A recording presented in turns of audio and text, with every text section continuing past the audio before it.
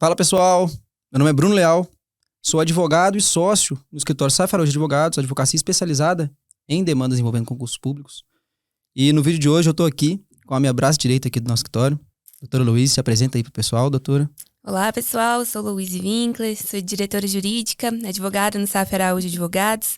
É um prazer vir aqui em mais um vídeo, conversar um pouquinho aí sobre os concursos públicos, visando sempre ajudar os concurseiros em todo o país. Ótimo. Pessoal, o vídeo de hoje, ele é referente à etapa psicológica do concurso da Polícia Militar de Minas Gerais. O que a gente vai falar aqui é algumas dicas, para os concurseiros se prepararem para essa etapa. Esse vídeo, ele pode ser aproveitado tanto para o pessoal do CFSD, que visa aí entrar na carreira ali de praças, quanto o pessoal do CFO, que visa ingressar como oficial.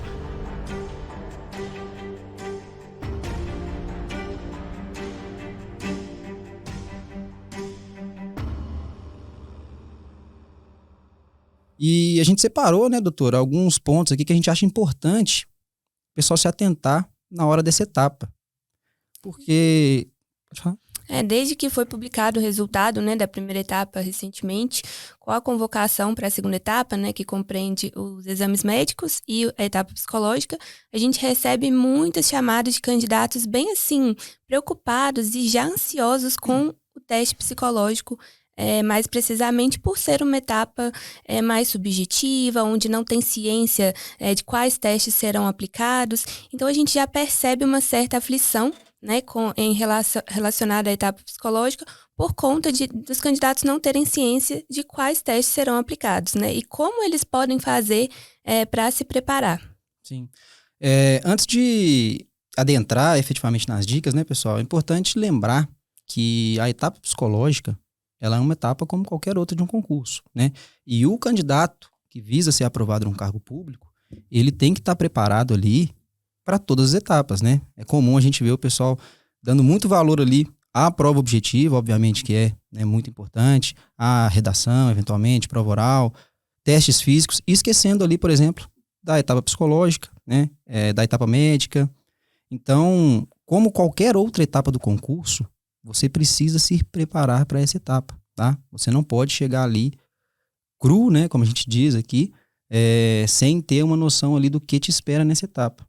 Então, o intuito é justamente esse, preparar vocês, familiarizar um pouco melhor sobre essa etapa que é tão temida por muitos candidatos, mas que com a orientação certa, ela pode se tornar aí muito mais tranquila, tá, pessoal?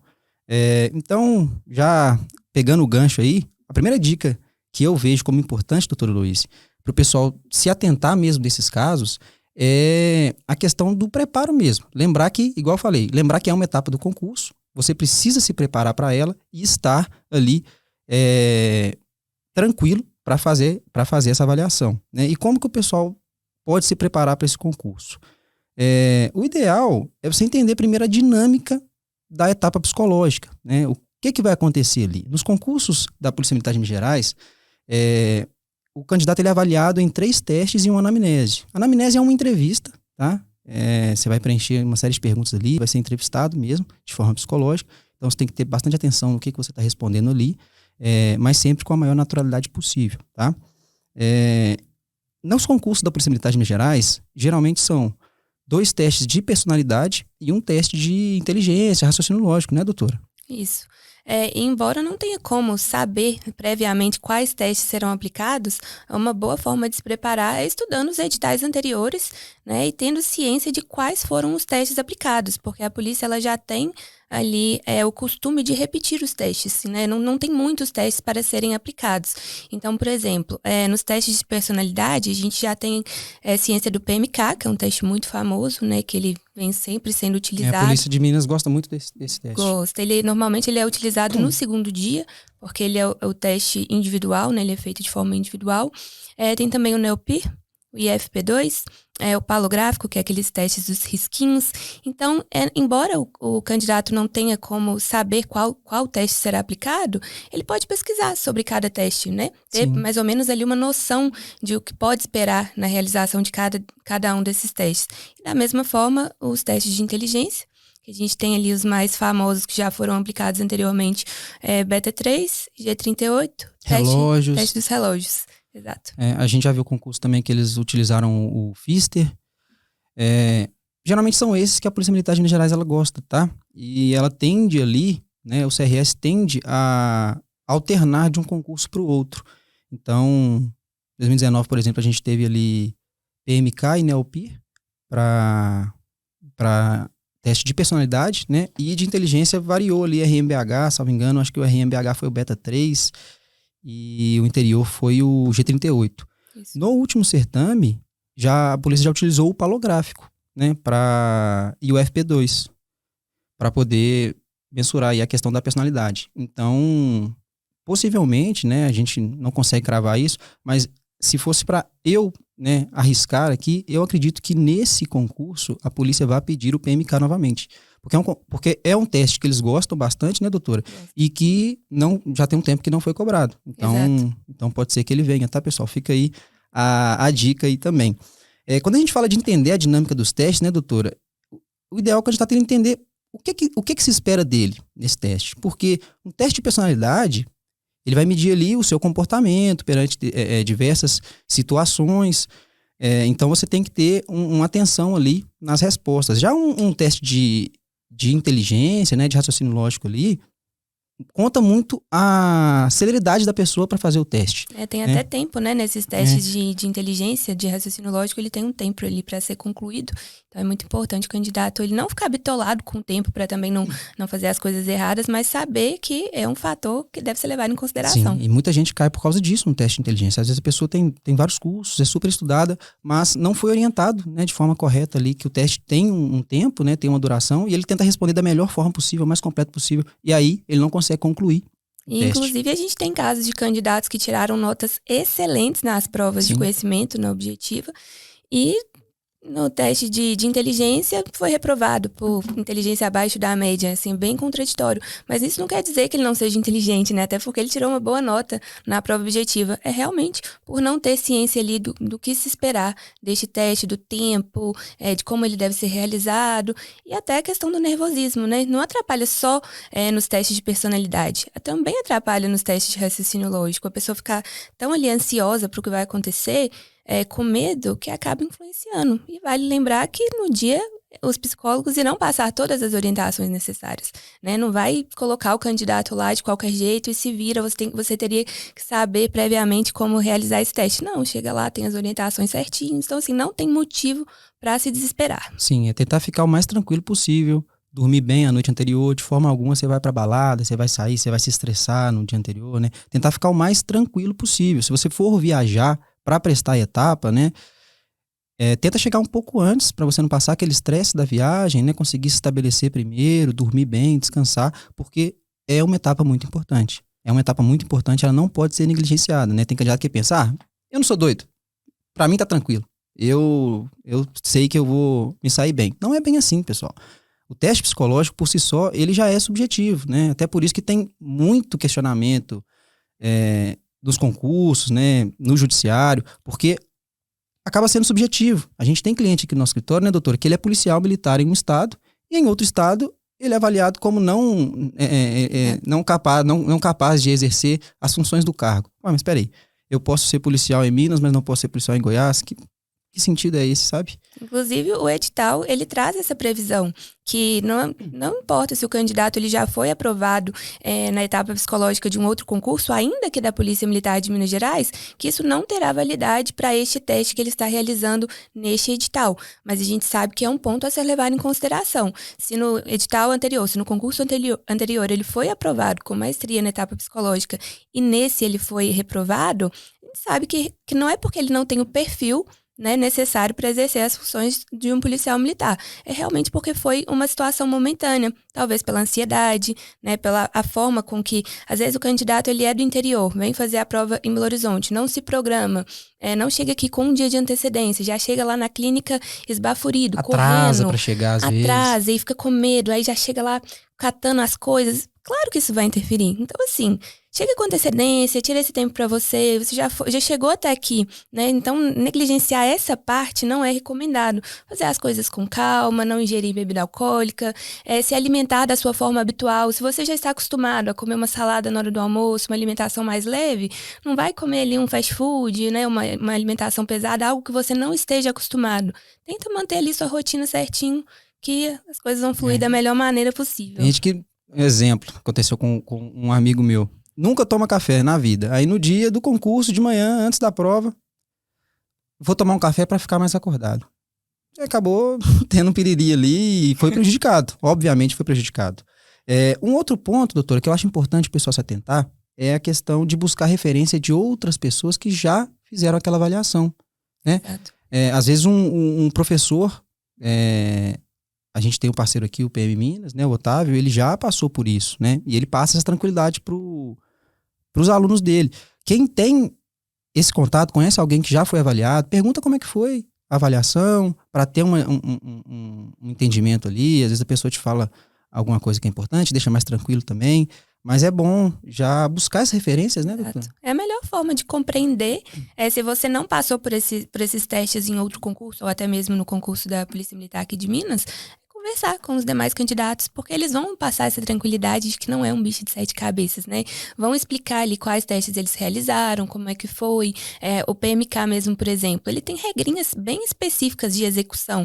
Ele tem uma mesa própria, uma cadeira própria, tem a forma correta de segurar o lápis, tem que ser no meio, tem testes que são as duas mãos juntas, outras separadas. Então, embora você tenha esse tipo de acesso, né, na internet, você dá uma pesquisada, mas assim, a gente realmente indica conversar com alguém que já realizou esse concurso, que com certeza a pessoa vai conseguir te passar uma segurança assim, melhor, muito boa. Não conhecendo alguém que prestou o concurso que a pessoa vai prestar, talvez procurar um psicólogo, né, que tenha experiência. Não é todo psicólogo, tá, gente? É importante, tem especialização, igual na advocacia mesmo. Tem psicólogo que é especialista nesses testes. Então, ele vai conseguir ali te passar uma tranquilidade maior, te explicar, né, alguns pontos ali que você deve ficar atento.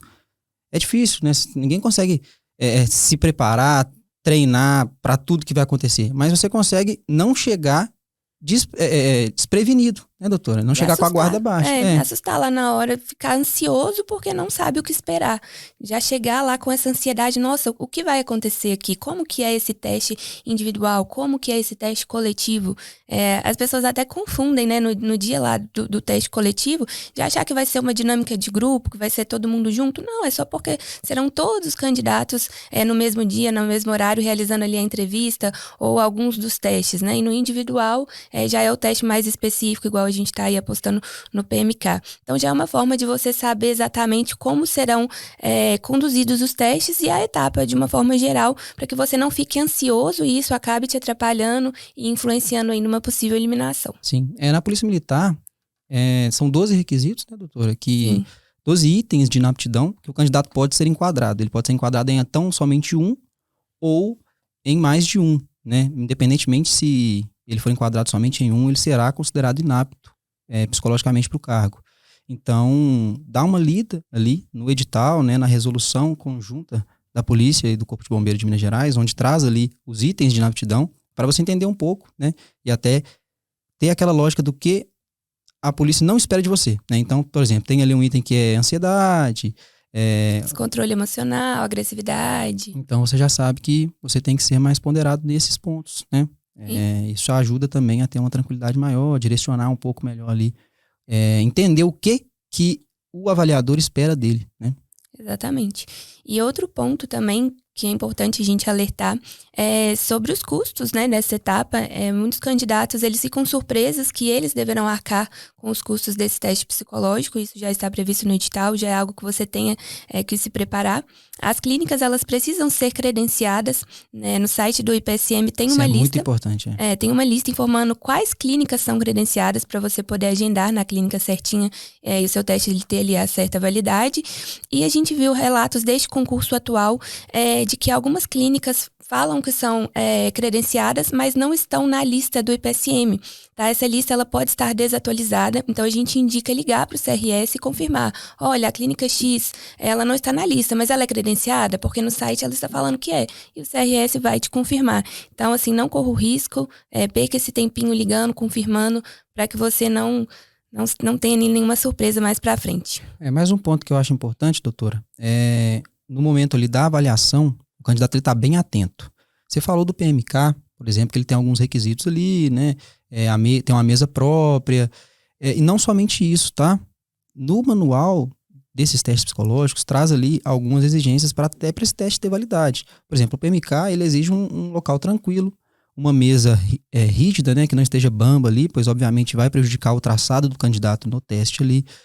Barulhos externos, algumas clínicas credenciadas aqui da capital, Belo Horizonte, ficam em avenidas de grande circulação de carros, tá? Então o barulho, ele interfere sim, né? Tendo uma janela aberta ali, tendo pessoas passando no corredor, né?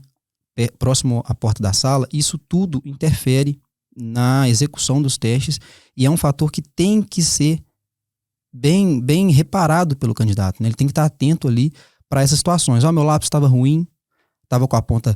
Não tenha medo de pedir para trocar, tá? Não tenha medo de falar, essa mesa está bamba. Uma vez que o avaliador ele bateu o pé e falou, não, vai ter que ser essa aí, pede para constar em ata, gente. Isso é um direito do candidato. É um direito do candidato. Eles não podem se negar a constar em ata qualquer situação que tenha ocorrido fora da normalidade no concurso, tá? Então, se a mesa estava bamba, a sala estava muito quente, muito barulho, pede para relatar isso em ata, tá? Às vezes a pessoa fica com vergonha de ser o chatão ali, de atrapalhar a execução dos testes, mas, pessoal, é um concurso público. É o seu futuro, o futuro da sua família. O que é um pequeno estresse ali na hora de fazer valer o seu direito para um cargo ali que vai ser um sonho, né? E na etapa também que mais elimina, né? Não à toa é a etapa mais questionada, mais temida, porque realmente o índice, né, de reprovação na etapa psicológica é muito alto. Então, além de já ter ciência do que você deve encontrar lá nos dias dos testes, de como se preparar, é bom observar a execução, né, a forma com que tudo vai acontecer e resguardar, buscar os seus direitos mesmo. Isso não é motivo de vergonha, isso não vai interferir, eles não vão te marcar, né, por conta disso. Pelo contrário, você só está se resguardando mesmo e é um direito seu que o teste seja executado da forma correta, da melhor maneira possível, para que você não seja prejudicado por fatores alheios, que não foram em decorrência ali da sua performance do teste, mas sim de coisas que aconteceram no ambiente externo que acabaram te prejudicando. Sim. E, doutora, vamos lá, o candidato ele prestou a etapa e depois veio ali o resultado e ele acabou sendo enquadrado em algum dos itens, ou alguns dos itens. O que ele deve fazer de início, assim? A gente indica procurar um psicólogo que já tenha algum certo tipo de experiência com testes de concursos públicos para fazer uma reavaliação desse candidato, né? Uma contraprova.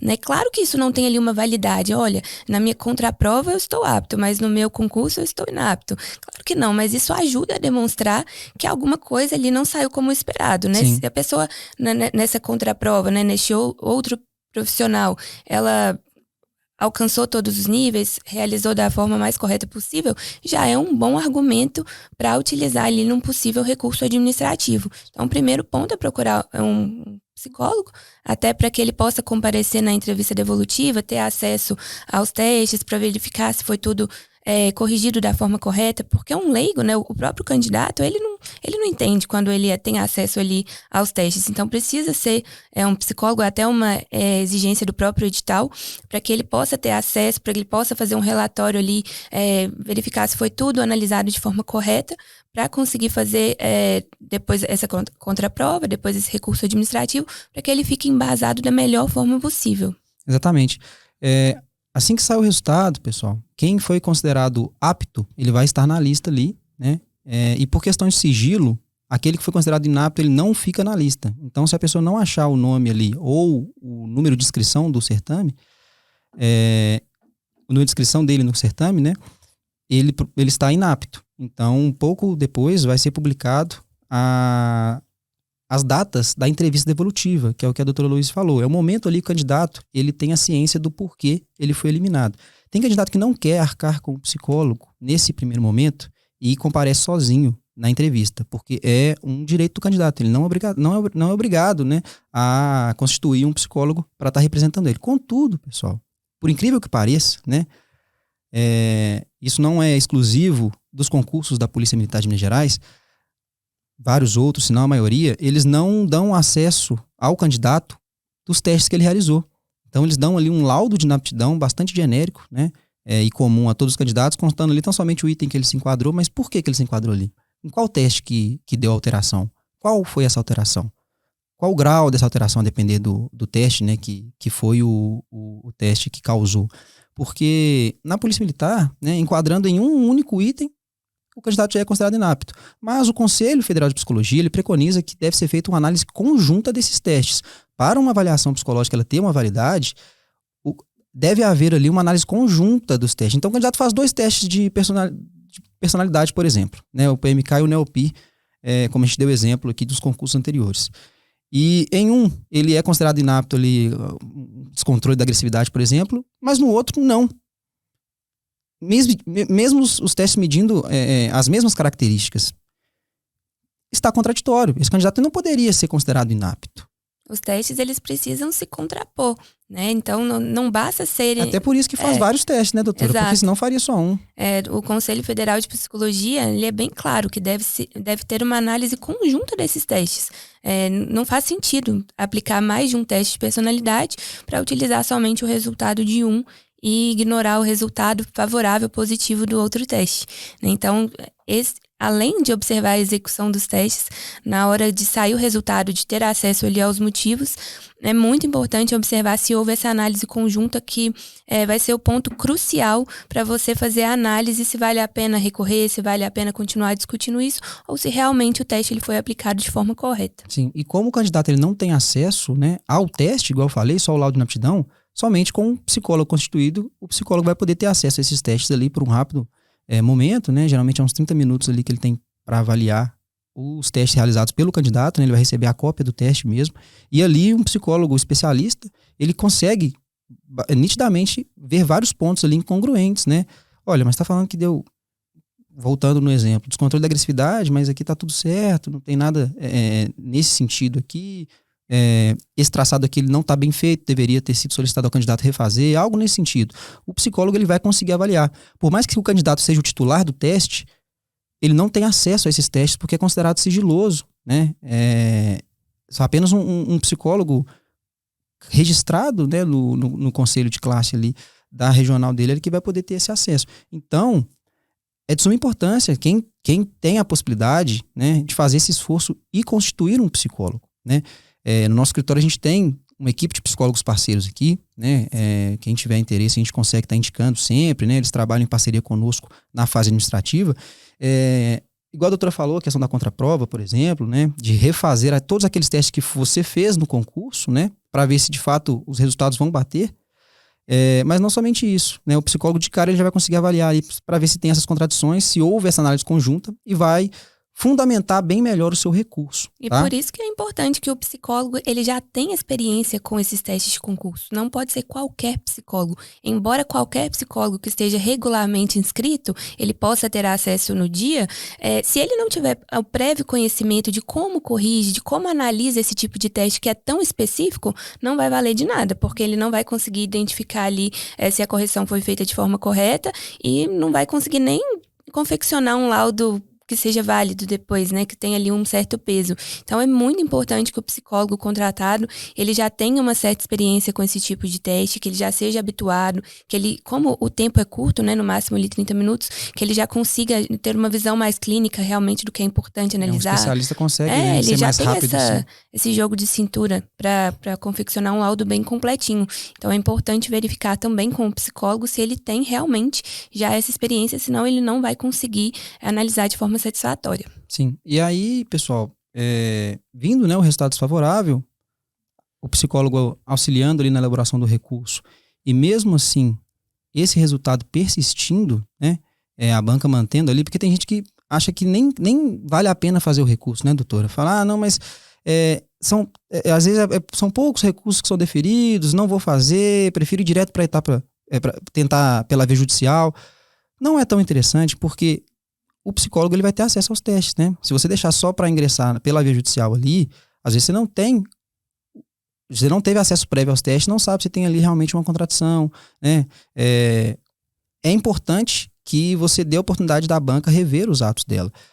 Aqui no nosso escritório, a gente já teve vários casos de reversão já na via administrativa, no recurso. Por quê? Porque o nosso psicólogo, né, da nossa equipe aqui, por ser especializado, já bateu o olho e viu, não, isso aqui está errado, achou uma nulidade no teste, algo que anulava aquele teste, algo que era muito gritante. E aí a própria comissão ali, julgadora dos recursos, né, já vê aquilo ali, realmente reconhece que houve uma falha ali, porque são humanos, né, são várias pessoas ali sendo avaliadas ao mesmo tempo, né.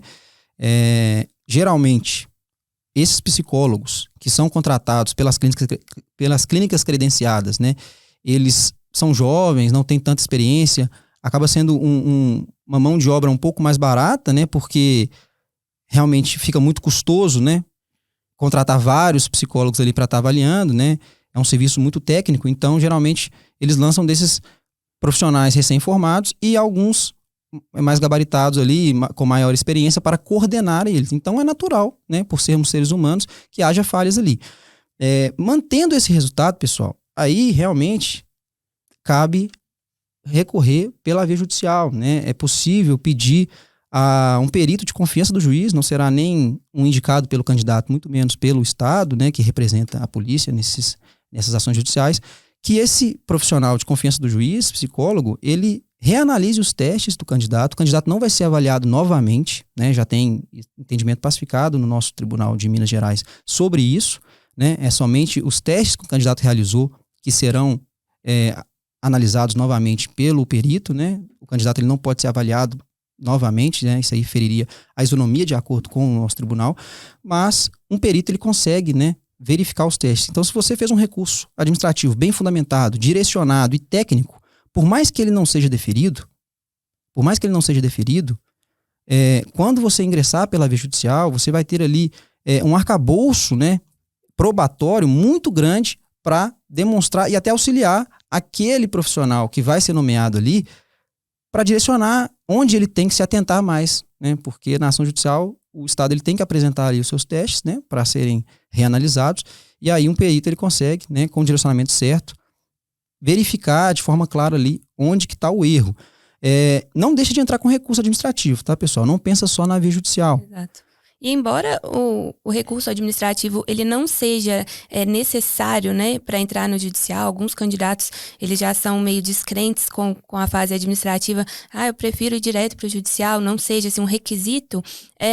É visto com bons olhos, né, que o candidato já tenha tentado resolver essa questão da forma administrativa, que ele não está ali abarrotando o judiciário sem antes tentar resolver de forma mais branda. Então, assim, isso já é um ponto positivo, né? Além da base de fundamentação para o seu processo, a força probatória que um bom recurso tem, já demonstra também ali para o juiz, olha, eu tentei resolver pela via administrativa, eu interpus o meu recurso bem fundamentado com um psicólogo, mas não deu certo e eu não estou entendendo por que não deu certo.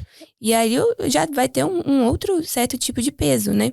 E a taxa de deferimento nessa etapa, né, varia bastante, né, doutora? A gente já teve concurso aqui, que nós atuamos, que a gente conseguiu diversos deferimentos na via administrativa, na etapa psicológica.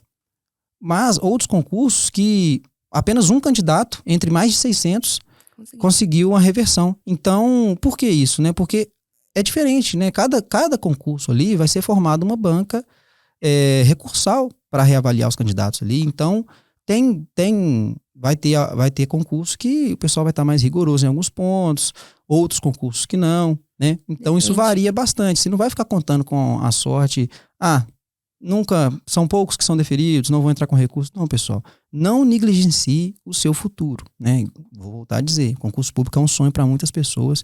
Acredito que se você está prestando concurso, é porque é seu sonho também, você quer melhorar de vida, você quer buscar melhores condições financeiras, melhor qualidade de vida mesmo para você e para sua família. Então, o que é, né, esses pequenos estresses, igual eu falei, usei o exemplo, né? O que são esses pequenos pontos, né? Esses pequenos obstáculos para um sonho tão grande, né? Que é ostentar aí a farda de uma instituição bicentenária, gloriosa, né? E tão respeitada como é a nossa polícia de Minas Gerais. É uma carreira excelente, né? Não dá para negar esse concurso em especial. Tem muitas vagas, então é uma oportunidade excelente. Nós indicamos realmente que o candidato ele não negligencia a fase psicológica, né? Não tenha, já por ser uma fase subjetiva, já não entregue os pontos de que não há nada a ser feito e só compareça no dia, seja o que Deus quiser. Há formas de se instruir, de buscar informações corretas, certeiras, igual a gente mencionou nesse vídeo.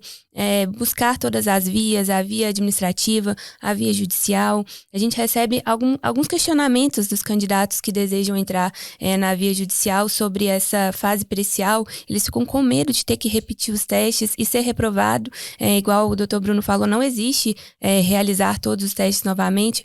O perito só vai analisar os testes que você realizou, é como se fosse uma recorreção mesmo. Ele vai ter acesso a todo o material e vai recorrigir para ver se houve todos esses pontos dos testes serem contrapostos, de ter análise conjunta, de ter critérios objetivos. Então, o perito ele já é acostumado, né, com esse RDR que a gente tem aqui em Minas, que fala justamente isso, de ter essa reanálise dos testes e não uma nova etapa psicológica a ser aplicada diretamente no candidato. Então, o candidato ele não precisa se preocupar.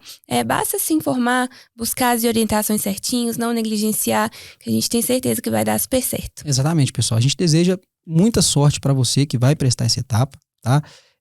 Se vocês precisarem de qualquer auxílio, tiverem alguma dúvida, o nosso escritório, como eu disse, Safelo de Advogados, é um escritório especializado em demandas envolvendo concursos públicos. Já ajudamos centenas de candidatos, na verdade milhares de candidatos por todo o Brasil. Pesquise sobre o nosso escritório, conheça nossas redes sociais, você vai gostar bastante do nosso conteúdo, né? A gente faz um conteúdo bem voltado ali para o concurseiro mesmo, né? Com dicas, com meme, com conhecimento jurídico mesmo sobre como nós estamos fazendo aqui, né? Orientações mesmo. Muita informação mesmo de valor, né? Que vai te ajudar.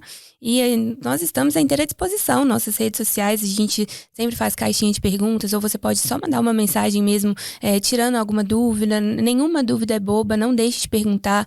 Qualquer dúvida que vocês tiverem sobre a etapa psicológica ou sobre qualquer outra etapa, pode enviar pra gente, que a nossa equipe estará assim à disposição para te ajudar. A gente quer realmente que você tenha êxito em todas as fases do concurso. Bom, pessoal, então é isso. As nossas redes sociais estão na descrição desse vídeo, tá? Os nossos contatos também. No nosso site também você encontra os nossos contatos. Qualquer dúvida, a gente está à disposição. A gente vai preparar um material interessante aí para o pessoal da Polícia Militar de Minas Gerais que vai passar, né, por essa etapa psicológica. E tudo isso pensado em ajudar vocês, tá? Espero que vocês gostem desse vídeo aí. Um abraço e até o próximo vídeo, né, doutora? Forte abraço, pessoal.